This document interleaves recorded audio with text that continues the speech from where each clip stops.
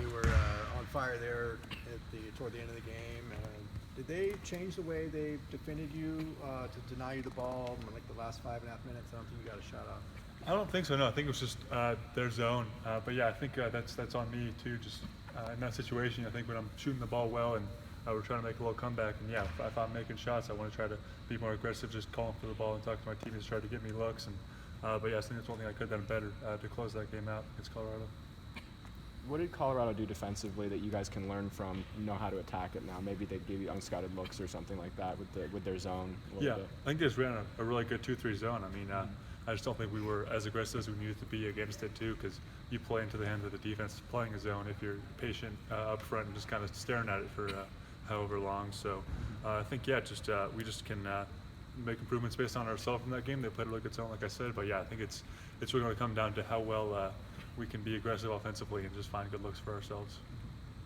Chris was just talking about how when the offensive shots aren't falling, that you guys kind of let that seep over on the defensive end. How do you, as a leader, kind of make sure that that's not going to happen in the future? Yeah, because I mean that's the thing. That's why you play the games. I mean, shots aren't always going to fall for a team on a given night. So yeah, I think that a backbone of a strong team has to be there, how they play on the defensive side of the ball, and that's something you can do consistently every night, just through effort and energy and just talking and being in the right spot. So yeah, I think in any game you can't let your shots, just whether you're making or missing them, kind of change your effort in the game. You can't just be relying on making or missing shots to making shots to make you want to play more defense, or be missing shots and not playing defense.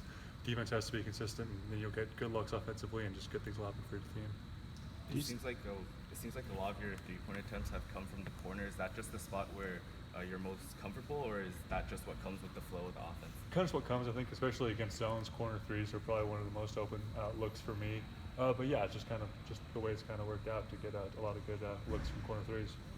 Have you sensed like that was a tough loss for you guys, like a resolve to kind of put that behind you and move forward in a positive way now? Definitely, yeah. I think we had a really great practice yesterday. I think we came in ready to work, which is important after a loss like that.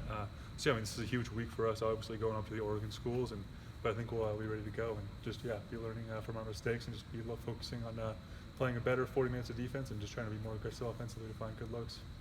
Do you think after the 2 or 3 games there where you guys are shooting like 50% from 3, that kind of factored in? Maybe you guys were taking too many threes, becoming too reliant on it going into the Colorado game a little bit? Maybe a little bit, yeah, because I mean, in situations like that, when you're making so many threes, you might fall into the notion that you'll just make the next one just because you have been shooting it so hot. But yeah, I mean, that's the thing too. I mean, I think even with that, we're a very good shooting team, and it's something we can take advantage of.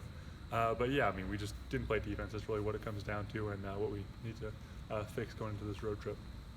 Do you think the mask is going to make the trip to Oregon? Yes, no, it'll be coming with me. I'll probably be wearing it, and just taking it day by day right now to see how long it takes to heal up. You still wearing it in practice? Yeah, yep. You guys are obviously seeing more zone defense. Has Coach Alford given more of an emphasis on offensive reboarding, knowing that the defenses are more likely to play zone? Offensive rebounding? Yeah. Yeah. Oh, definitely. I mean, I think with zone defenses, that's one thing that you kind of give up by being in set spots versus guarding a man. If you send guys to the glass, you can get some good looks to get second opportunities, just because there are no designated blockouts that there would be in a man defense. So yeah, I think getting second opportunities is going to be big for us if teams continue to zone us. All right, thanks, Tom.